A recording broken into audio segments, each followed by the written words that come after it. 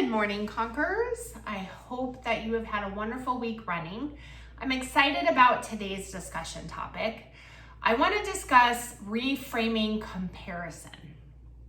So let's talk about what that means. I think the most detrimental thing to a runner's mind is that of comparison. And I'm not talking about comparing yourself to other runners. Though we do that, we compare ourselves to our friends, whatnot. But I think all of us can understand what it's like to compare ourselves to ourselves. And generally it's where we were in the past, where we are now. This, having coached for many years, seems to be one of the biggest obstacles that runners face. And it's detrimental in a couple of different ways.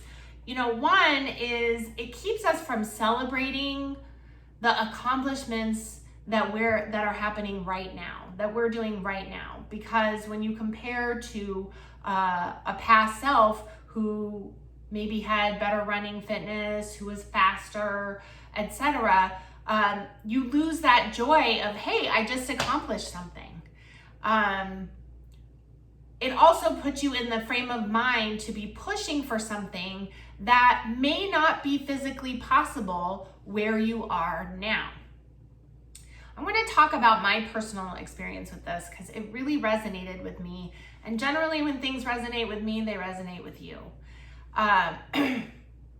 When I started running, so long ago, I had started running, I still had weight to lose. When I started to get very serious about it, I was running by myself. I hadn't run with anybody. My friend Fatma invited me to join Fleet Feet. They were doing a half marathon training group for the Nike half marathon. And she said, if you can run 10 miles, you can do this. And at that point I had gotten up to 10 miles and decided to join. And I remember going to the group. I didn't know how to run with people. And I also didn't understand the whole talking while you were running thing. I obviously got over that. And so I ended up running by myself. But when we got done, Fatma was like, boy, you're really fast. And I really had no concept of speed as far as running went at that time. And looking back, I was pretty fast. I was running 8-9 minute miles, depending on the day. I was working really hard. I was running very consistently. My 2 marathons, the average pace was in the 9-minute mile range, which today just blows my mind and seems like an impossible task. And then I started to have issues. And then I went and they told me about my knee and told me I should never run again. And after that, I spent a year sort of running intermittently, but not as consistent, not even close to as consistent. I lost a lot of running fitness and just a lot of fitness in general. And while I have figured out how to manage things with my knee, and definitely am able to be a little more consistent with the move and whatnot, it has been difficult. And I remember that first race that I ran, I believe it was Armed Forces after they told me about my knee. And I was so much slower than I had previously been. And I was so disappointed in myself. Instead of celebrating that I had just run a half marathon after being told that I should never run again, I was disappointed that I was so slow.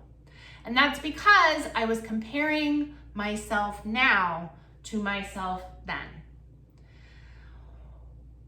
What this podcast that I listened to talked about, what Emily Saul, the therapist in this podcast, talked about was that when we approach the training schedule, when we approach a race as someone who's been through an injury, been through some pretty serious life situations, who's been just through a really stressful period of life where you were unable to run as much or be as consistent with your running, all of those things, had a baby, Those kind of things. When we come to the starting line, when we come to the beginning of that training season, we need to reframe what we think about ourselves. And instead of looking back at what we did, who we were then, we have to remind ourselves we're not that person anymore.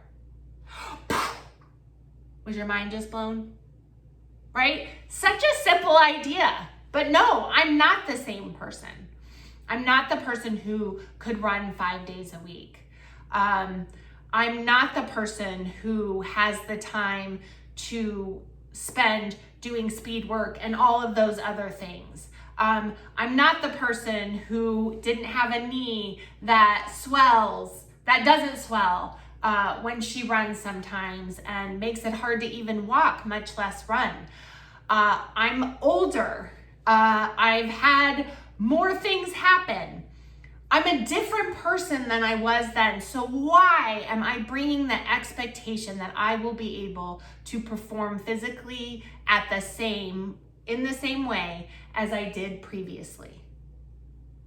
Each time that you come to that training time, each time you come to that starting line, you need to be present and aware of where you are now, what you've been through, and temper your expectations based on that. Now, if you've had a year where everything has gone great, where you have been able to consistently train, then it's okay to say, okay, I ran this race 6 months ago and I want a PR in this race. There's nothing bad about wanting those things, about working towards those things. But when we start to compare and then we steal the joy from our current situation and what we're accomplishing then, we're never going to be motivated to really stick with it, right? If I'm going to run a half marathon and every time I'm going to run a half marathon, I'm going to finish and be like, oh, I suck. I suck because I couldn't run as fast, or I can't do that distance anymore. I mean, what's the point? You're never going to feel like committing yourself to something when it makes you feel so bad. So I want you to really think about the comparisons that you make in your head to your previous self. Maybe your previous self is better, but maybe it's not. Maybe you've been through some stuff. Maybe you're coming out of a season of injury. I want you to really see yourself for who you are. And every time that you approach a new training period, for example, the Berkeley Half coming up, right? If you're training for that, look at where you are now. What have you been able to commit? What is your base like for running? How much have you been running? How much have you put into this? How much have you been able to put into this? Are you coming back from an injury? Do you have a chronic injury or chronic pain, chronic issue that's not going to go away that now you're having to deal with? Recognize where you are now and find joy in the now, in what you're accomplishing now. Stop comparing yourself to where you were. There's no point in it, right? There's no point in it. You know, one of my favorite quotes is, comparison is the thief of joy.